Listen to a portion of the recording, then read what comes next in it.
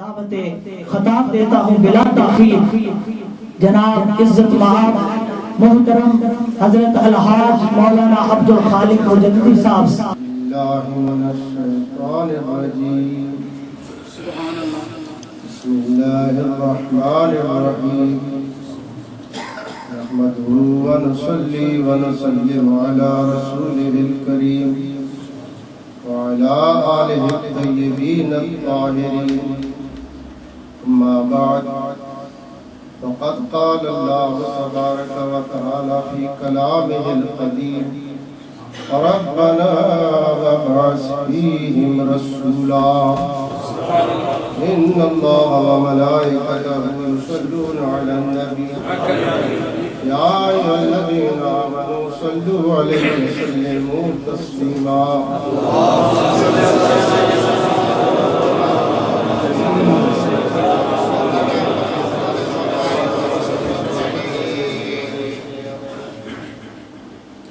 واجب الاحترام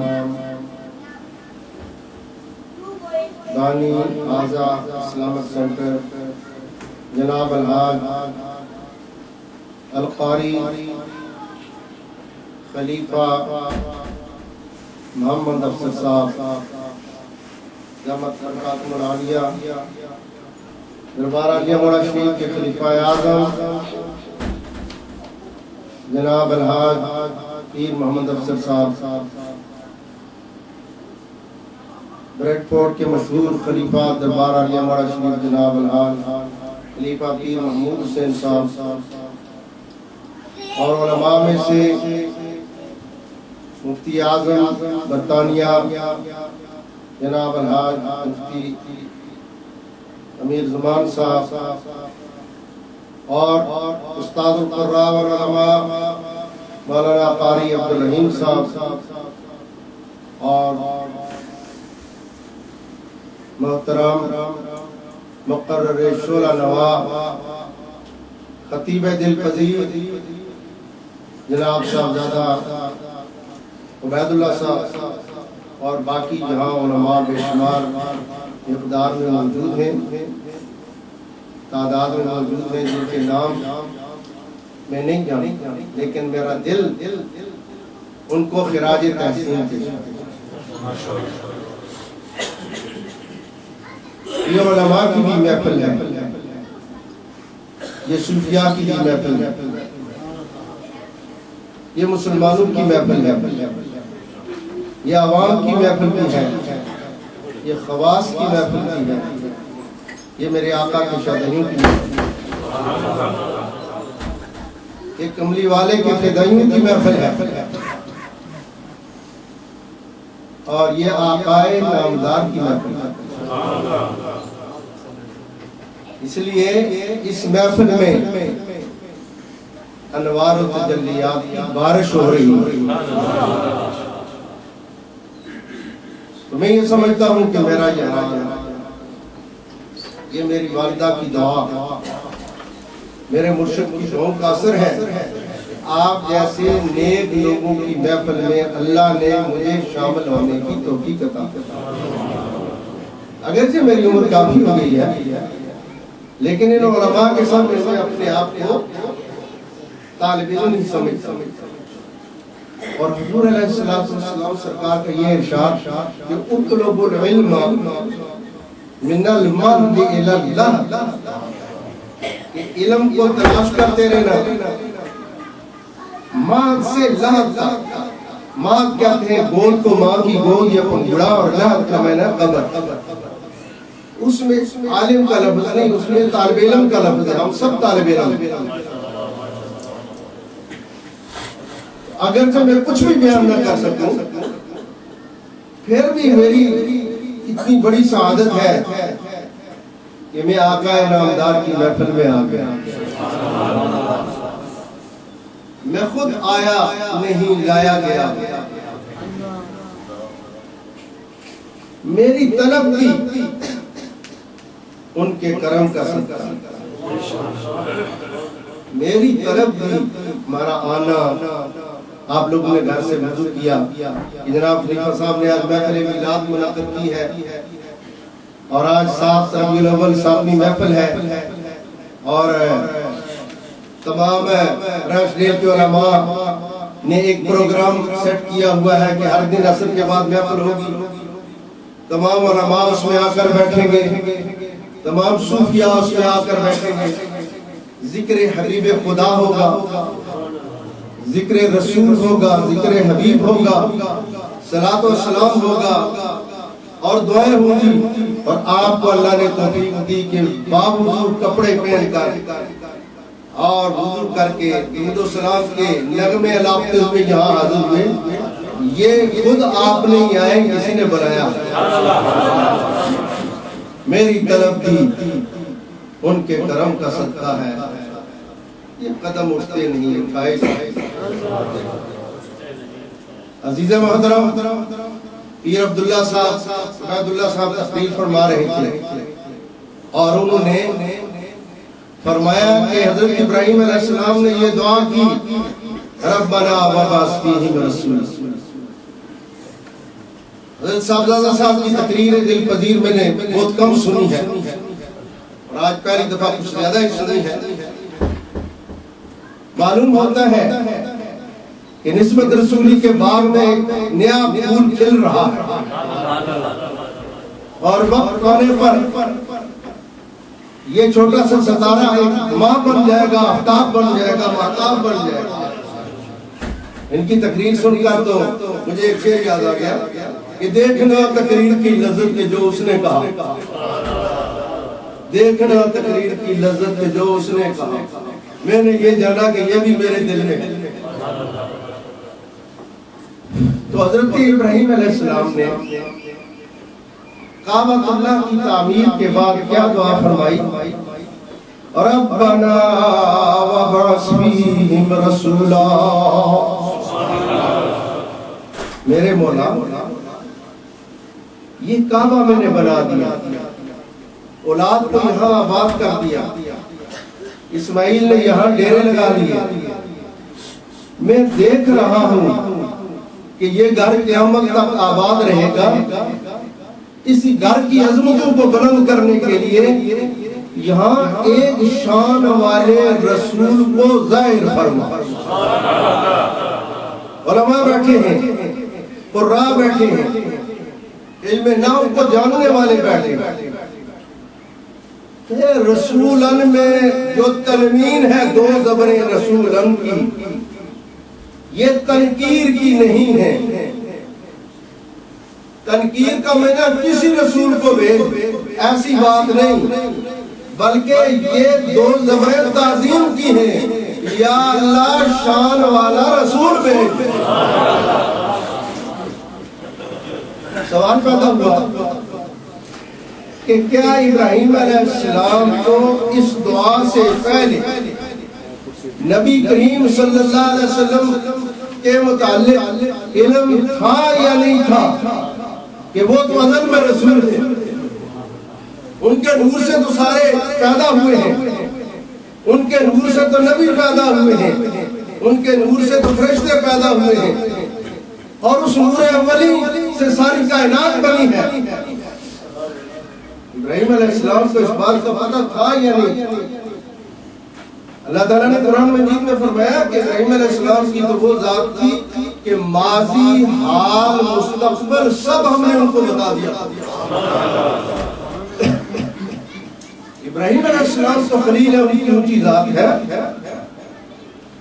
آج کے جو نئے صوفیاء کرام ہیں انہوں نے اپنے مراقبے میں یہ ثابت کیا ہے کہ جب کوئی مسلمان جو مرنے والا ہے,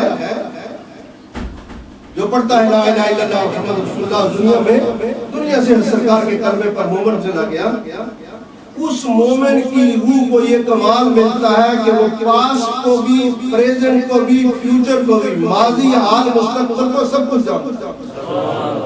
ادھر روح پرواز کی, ادھر روح کو یہ کمال حاصل ہو گیا, اس روح کو اتنا علم حاصل ہو گیا, اس روح کو اتنا نالج حاصل ہو گیا کہ روح جو ہے ازل سے ابد تک سب کچھ دیکھ رہی ہے.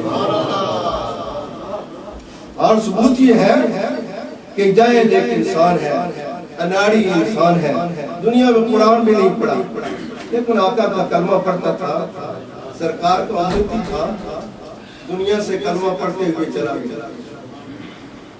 تو اس کو علم کیا مل گیا کہ اللہ تعالیٰ نے فرمایا فرشتوں تم قبر میں امتحانی سوال عربی میں کرو گے، میرے کملی والے کا یہ غلام ہے، اس کو سارے علوم عربیہ بغیر استاد کے میں نے سکھا دیا، یہ عربی میں جواب دے گا۔ تم کہو گے من ربو کا، یہ کہے گا رب ربی اللہ۔ تم کہو گے ما دینوں کا، یہ کہے گا دین الاسلام۔ تم کہو گے ما تقولو فی حق ھذا الرجل، کملی والے کا چہرہ سامنے ہوگا کہ اس شخصیت کے متعلق تیرا کیا خیال تھا، عموماً اٹھ کر استقبال کرے گا، کہے گا ہوا نبینا محمد صلی اللہ علیہ وسلم۔ تو عربی آگے مومن کو قبر میں جانے کے بعد، عربی آگے مومن کو جنت میں جانے کے بعد کہ لسان اہل الجنت عربیون، کہ جتنے کملی والے کے غلام جنت میں جائیں گے وہ سارے عربی زبان بولیں گے۔ اگر ایک امتی دنیا سے جانے کے بعد اس کی روح کو یہ پاور حاصل ہے، ماضی حال مستقبل اور ساری گرینڈیں چھوڑ کر اس کو عربی آ جاتی ہے، ابراہیم علیہ السلام کے علم کا کیا اندازہ، وَكَذَلِكَ نُرِي إِبْرَاهِيمَ مَلَكُوتَ السَّمَاوَاتِ وَالْأَرْضِ، ہم نے تو ابراہیم کو زمین و آسمان کی ساری کائنات دکھا دی۔ تو ابراہیم علیہ السلام کو پتا تھا کہ یہ وہی رسول ہیں کہ جن کا نور آدم کی پیشانی میں تھا تو فرشتوں کو سجدہ کرایا گیا۔ ابراہیم علیہ السلام کو پتا تھا کہ یہ وہی رسول ہیں کہ جب نوح علیہ السلام کشتی میں بیٹھے، عرض کیا مولا یہ کس طرح، یہ کشتی پوری ہوئے زمین پر پانی ہی پانی ہے، یہ کشتی کیسے تیرے گی؟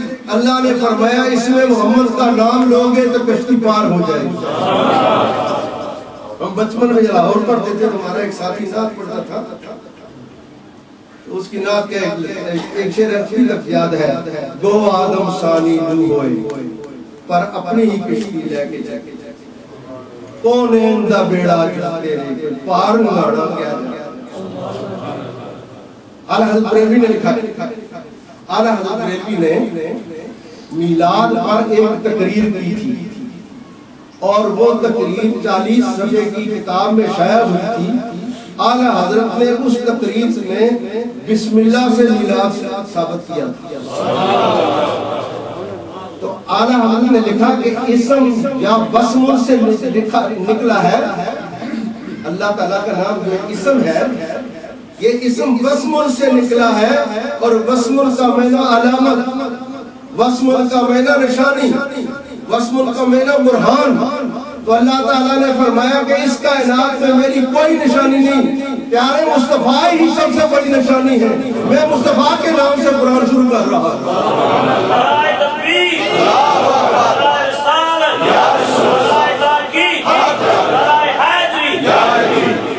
بسم اللہ الرحمن الرحیم کا میں نے اعلیٰ حضرت نے یہ کیا کہ اللہ الرحمن الرحیم جس کی علامت محمد ہے، اس علامت کے نام سے شروع کر رہا۔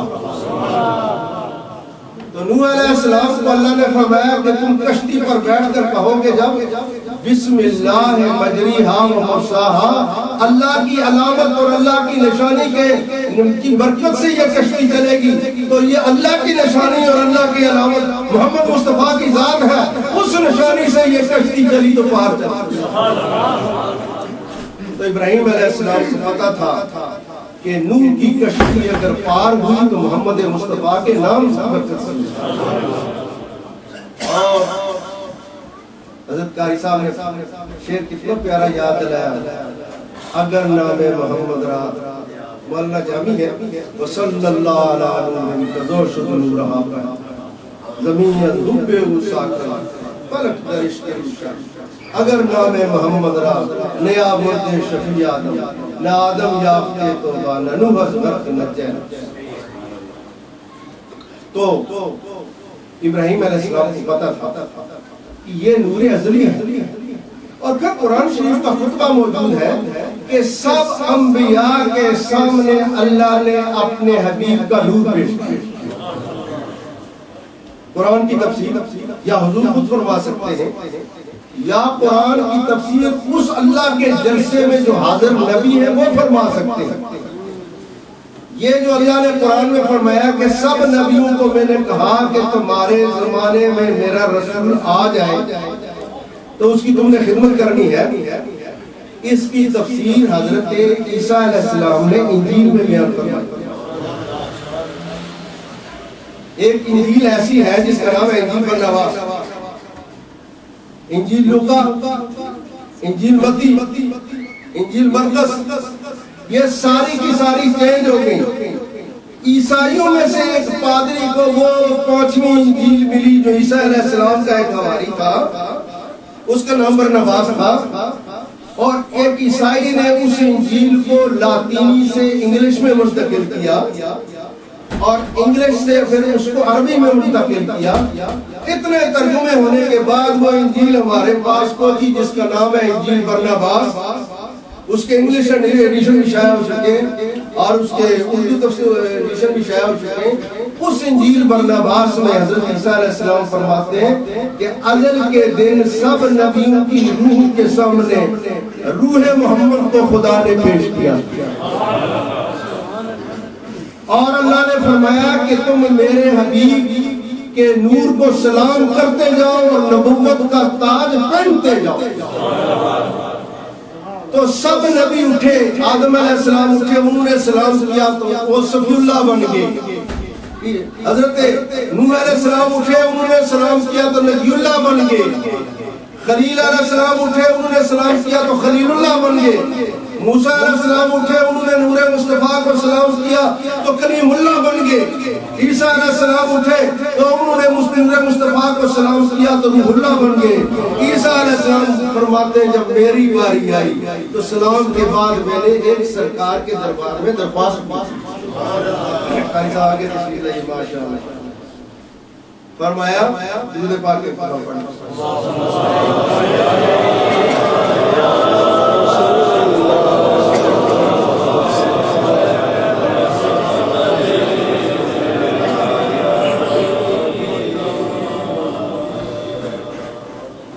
عیسیٰ علیہ السلام کی باری آئی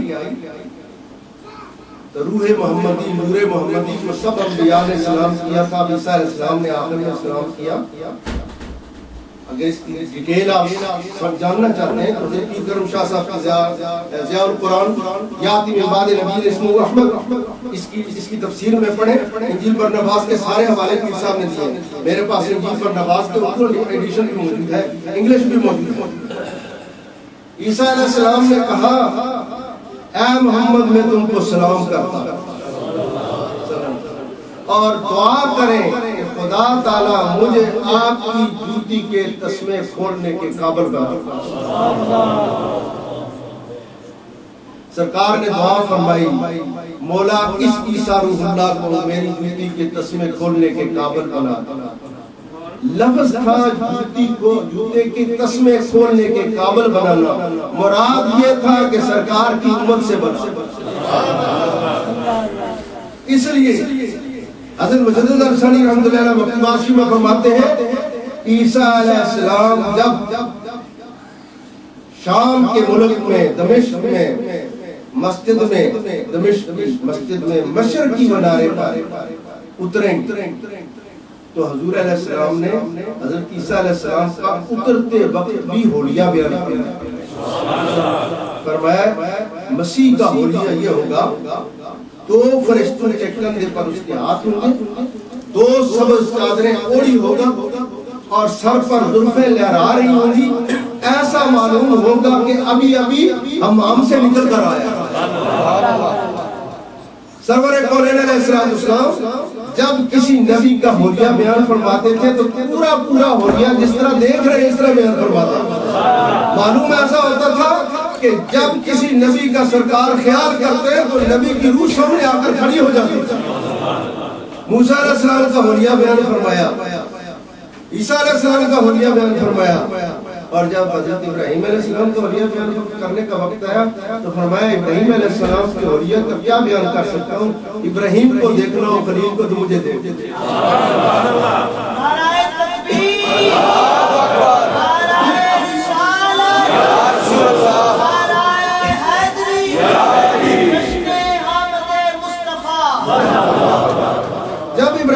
السلام کو معلوم تھا کہ یوسف جیل سے نکلا تو مصطفیٰ کا نام لیا، ایوب علیہ السلام کی بیماری دور ہوئی تو مصطفیٰ کا نام لیا، یونس علیہ السلام مچھلی کے پیٹ سے نکلے تو مصطفیٰ کا وسیلہ دے کر، وہ تو پہلے سے رسول تھے۔ پھر یہ دعا کیوں فرمائی ربنا وبعث فیہم رسولا، کہا کہ اس کا یہ معنی نہیں کہ وہ رسول میری دعا سے آئے گا، اس کا معنی یہ ہے کہ اے اللہ وہ جو آخر زمانے میں میری اولاد سے رسول آنے والا ہے مکے میں، مجھے اس کے جھنڈے اٹھانے والا بنا دے۔ 500 سال پہلے، 1000 سال پہلے 520 ہجری میں خواجہ عبداللہ انصاری کی تفسیر کشف الاسرار لکھی گئی، اور حضرت انصاری نے 20 سال پہلے یہ ملفوظات فرمائے تھے۔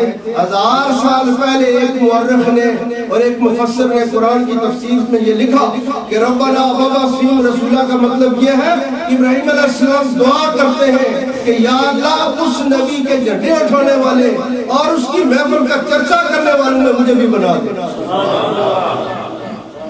تو یہ انبیاء علیہ السلام سے احسان تھا۔ اسی لیے علامہ روحانی جان جہاں یہ بیان کرتے ہیں کہ اللہ نے سب انبیاء سے وعدہ ہے اگر تمہارے زمانے میں میرا رسول آ جائے تو تم نے اس کی خدمت کرنی ہے، اس کی مدد کرنی ہے، اس کا کلمہ پڑھنا۔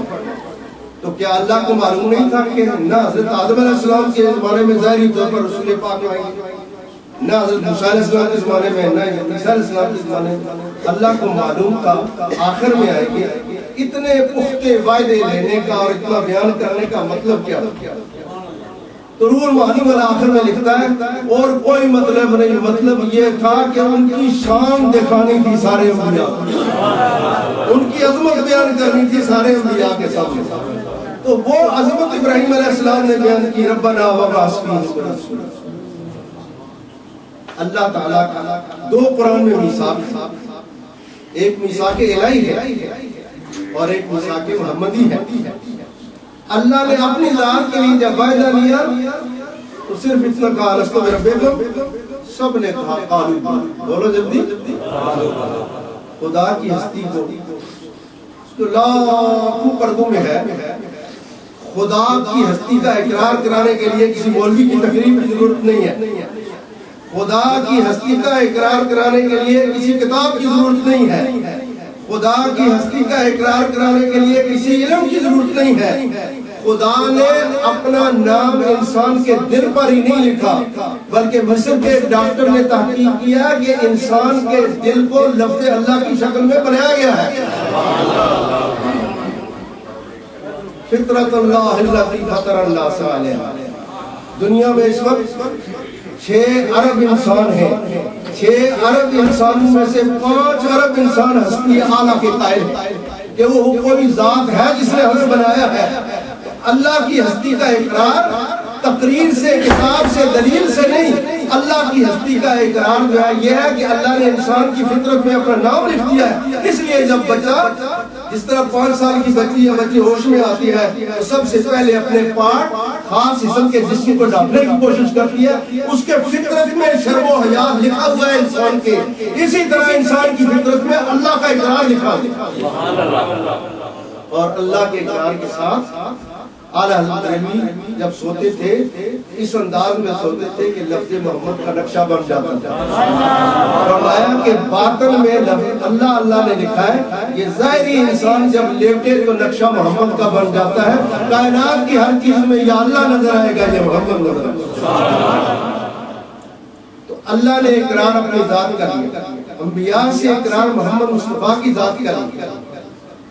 تو ابراہیم علیہ السلام کا ربنا وبعث فیہم رسولا کہنا یہ اس لیے نہیں تھا کہ ان کو دعا کا پتہ نہیں تھا، آنے کا پتہ نہیں تھا، نور کا پتہ نہیں تھا، وہ یہ کہ یا اللہ میں اگر کملی والے کا آج چرچا کروں گا تو کل کملی والا اپنی امت کو درود ابراہیمی سکھائے گا، میرا نام درود ابراہیمی میں آتا ہے۔ انہوں نے ربنا وبعث فیہم رسولا کہا تو سرکار نے فرمایا قولوا اللہم صلی علی محمد وعلی آل محمد کما صلیت علی ابراہیم وعلی آل ابراہیم۔ اس لیے یہ حدیث 4 راویوں سے مروی ہے، ارباز بن ثابیہ سے مروی ہے، حضرت ابو سعید خدری سے مروی ہے، حضرت ابو ہریرہ سے مروی ہے، حضرت انس سے مروی ہے۔ اور آج کل حدیث پیش کریں آپ، اس کے لیے بھی سند کی ضرورت ہے۔ جس طرح قرآن کو کمپیوٹر میں رکھا گیا ہے، اور قرآن ایک ایسی کتاب ہے کہ کمپیوٹر کے اندر یہ ثابت کیا گیا ہے کہ دنیا کے کسی انسان کا یہ کلام نہیں ہو سکتا، یہ رب العالمین کا کلام ہے۔ اسی طرح اب جدید سائنس یہ ثابت کر رہی ہے کہ کون سی بات رسول کریم نے فرمائی ہے اور کون سی نہیں فرمائی۔ مثال کے طور پر جب اللہ کا ولی کعبہ شریف میں جاتا ہے، جب اللہ کا ولی مدینہ شریف میں جاتا ہے، تو کعبے کی جس گلی، جس گھاٹی، جس پہاڑی پر سرکار نے قرآن پڑھا تھا، تو اللہ کے ولی کو قرآن پڑھنے کی سرکار کی آواز آتی ہے۔ شیخ ابن عربی نے، علماء بیٹھے ہیں، شیخ ابن عربی نے 700 سال پہلے تفسیر ابن عربی میں لکھا، ان الاسواق مملوک، ان الجو مملوک من الاسواق، کہ جو آپ تقریر کرتے ہیں، جو آپ بولتے ہیں، جو آپ زبان سے کہتے ہیں، وہ ضائع نہیں جاتا، اس ہوا میں محفوظ ہو جاتا ہے۔ اب سائنس والوں کے پاس ایسی کوئی مشین ابھی نہیں ایجاد ہوئی، ایسی کوئی مشین سائنس ایجاد نہیں کر سکتی کہ محمد خالد مجدی کی تقریر، پیر عبید اللہ کی تقریر، صاحبزادہ صاحب کی تقریر، کسی عالم کی نعت وہ باقی آوازوں سے جدا کر کے آپ کے سامنے پیش کر سکتے۔ ابھی تک ایسی مشین ایجاد نہیں ہوئی، ساری کائنات انسان کی آوازوں سے بھری ہوئی ہے اور مکس اپ ساری کی آواز۔ لیکن مکے کی فضا میں سرکار نے جو قرآن پاک پڑھا، اللہ تعالیٰ فرماتا ہے کہ وہ آواز قرآن کی اور کملی والے کی کسی سے مکس نہیں۔ فَإِنَّهُ يَسْلُكُ مِنْ بَيْنِ يَدَيْهِ وَمِنْ خَلْفِهِ رَصَدًا، فرمایا کہ آج تک سائنس والے کسی آواز کو کنٹرول کر کے علیحدہ نہیں کر سکتے اس آواز سے، لیکن میں نے قرآن کو اور کملی والے کی فضا میں آواز کو اور آپ کی تقریروں کو اس طرح نور میں محفوظ کر دیا ہے کہ فرشتوں کا پیرا ہے، آپ کی آواز کے آگے پیچھے کسی اور کی آواز نہیں جا سکتی۔ اس لیے یہ جو حدیث ہے، انا دعوت ابراہیم، انا بشارت عیسیٰ، وانا رویا امی التي ارت حين غدا لها قصور الشام، وانی عند اللہ مکتوب خاتم النبیین وآدم لمنجد من سیرتہ، کہ میں اللہ کے نزدیک خاتم النبیین تھا، خاتم النبیین تھا۔ سوال یہ پیدا ہوا عالم ارواح میں سب نبیوں کے لیے موجود تھے، تو حضور علیہ السلام کا یہ فرمانا کہ خاتم النبیین میں اللہ کے نزدیک تھا، اس کا مطلب کیا ہے؟ شیخ عبدالحق دستیوی رحمۃ اللہ علیہ اشرف العلماء میں فرماتے ہیں کہ حضور کی نبوت اور باقی نبیوں کی نبوت عالم ارواح میں فرق یہ ہے کہ باقی نبی بالقوہ نبی تھے، دنیا میں آ کر بالفعل نبی بنے، اور نبی پاک صلی اللہ علیہ وسلم بالفعل نبی تھے۔ کہا بالفعل نبی ہونے کا تو یہ معنی ہے کہ وہ نبیوں والا کام کریں، تو کہا نبیوں والا کیا کام کرتے تھے؟ کہا کہ نبیوں کے مجمع میں نبیوں کی روحانی تربیت فرماتے تھے۔ تو نبی پاک صلی اللہ علیہ وسلم روحانی تربیت فرماتے ہیں۔ تو ابراہیم علیہ السلام کا یہ کہنا ربنا وبعث رسولا، یہ حضور علیہ السلام کی عظمت کو بلند کرنے کا۔ حضرات گرامی، کچھ لوگوں کو میلاد کے نام سے بڑا چڑھا، وہ یہ کہتے ہیں کہ یہ محفل میلاد یہ لوگ کیوں کرتے ہیں؟ میں یہ کہتا ہوں کہ میلاد شریف کی محفل کی کئی حیثیتیں ہیں، اس کی ایک حیثیت نہیں ہے۔ ایک حیثیت محفل میلاد کی یہ ہے کہ یہ محفل میلاد فرض، بولو جلدی کیا ہے؟ آپ کہیں گے آج آپ نے فرض بنا دیا، یہ کس طرح؟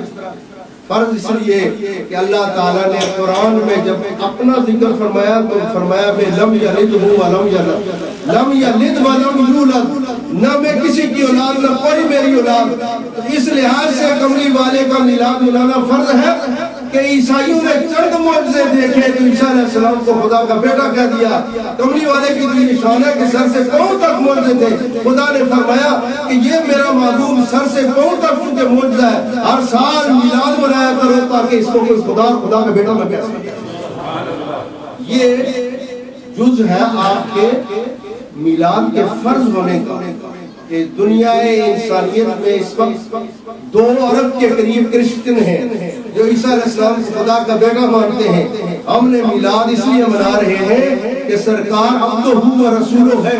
اتنی بڑی شان کے باوجود عبدہ و رسولہ ہے اور آمنہ کی گود میں پیدا ہوئے, عبداللہ کے گھر میں پیدا ہوئے, مکہ شریف کے اندر پیدا ہوئے, سوق اللیل میں پیدا ہوئے, عبد المطلب کے پوتے کی حیثیت سے دنیا میں آئے اور انسان کی حیثیت سے دنیا میں آئے تاکہ آپ کے معجزات کو دیکھ کر آپ کا کوئی امتی گمراہ نہ ہو جائے, کیونکہ عیسیٰ علیہ السلام کی امت تو گمراہ ہو گئی ہے, محمد مصطفیٰ کی امت کبھی گمراہ نہیں ہوگی.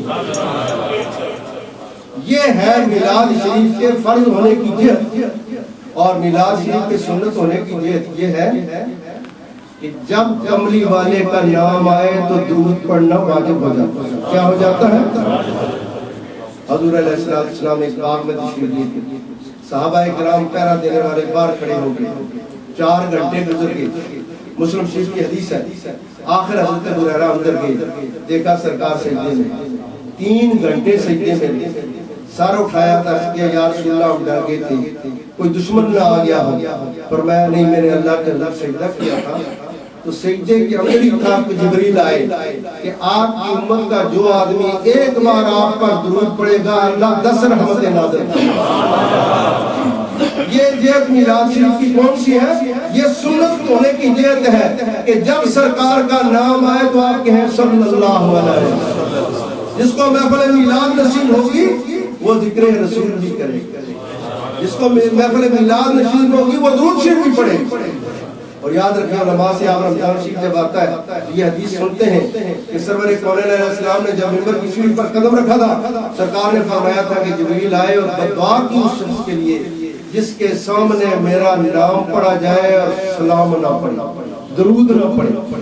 اور یہ وعید ہے اس شخص کے لیے کہ جس کے سامنے حضور کا نام آئے اور صلی اللہ علیہ وسلم نہ کہے. اور وہی کچھ کام پر ہوتی ہے جو کام واجب ہوتا ہے. معلوم ہوا کہ جس محفل میں سرکار کا نام آئے صلی اللہ علیہ وسلم کہنا واجب ہے, اس لحاظ سے میلاد شریف منانا واجب ہے کہ بار بار ذکر رسول ہوگا اور بار بار ہم صلی اللہ علیہ وسلم پڑھیں گے.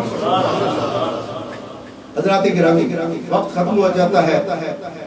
مجھے معلوم نہیں کہ میں نے یہ باتیں منتشر بیان کی ہیں یا متفرق بیان کی ہیں, لیکن تیسری دعا سرکار نے فرمائی میں ابراہیم کی دعا کا نتیجہ. اس کی تفسیر روح المعانی والے نے یہ کی کہ ابراہیم کی دعا کا نتیجہ نہیں ہوں, میں ابراہیم کی سراپا دعا, میں ابراہیم کی سراپا دعا ہوں اور میں عیسیٰ کی بشارت ہوں اور میں اپنی ماں کے خواب کی تعبیر نہیں رویت کی تعبیر ہوں. خواب نہیں رویت تھی, جس کو حفیظ المنذری نے یوں کہا کہ فرشتوں کی سلامی دینے والی موجودہ تھی. جناب آمنہ سنتی تھی یہ آواز, سلام ہے فخر موجودات فخر نوع انسان, تیرے آنے سے رونق آ گئی گلزار ہستی میں, ان کے حال قسمت ہو گیا پھر تیری صورت تیری سیرت تیرا نقشہ تیرا جلوہ, تبسم گفتگو بندہ نوازی بندہ تجھے. حضرات گرامی, خلیفہ صاحب نے مسجد کا کام کیا. آخر میں ایک حدیث آپ 1.5 منٹ سن لیں. یہ یاد رکھیں کہ 4 امام ہیں, آپ نے سنا ہے 4 مذہب حق, شافعی مالکی حنفی. ہمارے امام اعظم کے سوا کسی نے صحابہ کو نہیں دیکھا. بولو جلدی. امام ابو حنیفہ کے سوا کسی نے صحابہ کو. امام اعظم ابو حنیفہ رحمۃ اللہ علیہ نے حضرت ابن ابی اوفا کو کوفے میں 14 سال کی عمر میں ان کی زیارت کی اور ان سے کہا کہ آپ میرے سامنے وہ حدیث بیان کریں کہ جو آپ نے کملی والے سے سنی. حضرت عبداللہ بن اوفا نے کہا حنیفہ میں تیرے سامنے وہ حدیث بیان کرتا ہوں کہ جب مدینہ میں سرکار بیٹھے تھے اور چاروں طرف صحابہ اکرام ہلاک کیے ہوئے تھے, جس طرح چاند کے ارد گرد ستارے ہلاک کیے ہوتے ہیں, تو سرور کونین علیہ السلام نے فرمایا تھا من بنا للہ مسجدا کمفحط قطات بنى اللہ له بیتا فی الجنہ. جس نے چڑیا کے گھونسلے کے برابر بھی دنیا میں مسجد بنانے میں حصہ لیا, میں ضمانت دیتا ہوں اللہ اس کا جنت میں گھر بنا. یہ خلیفہ صاحب نے جو کام کیا ہے کہ 100-150 آدمی بات سن رہا ہے، آپ کی کوشش نہ ہوتی تو یہ جگہ کھلی نہیں ہو سکتی تھی۔ میں یہ عرض کروں گا کہ یہ آئندہ سال تک اس سے دگنی جگہ ہونی چاہیے اور یہ آپ کے تعاون سے ہوگی، اور جو چڑیا کے گھر کے برابر بھی حصہ ڈالتا جائے گا جنت میں اپنا گھر بناتا جائے گا۔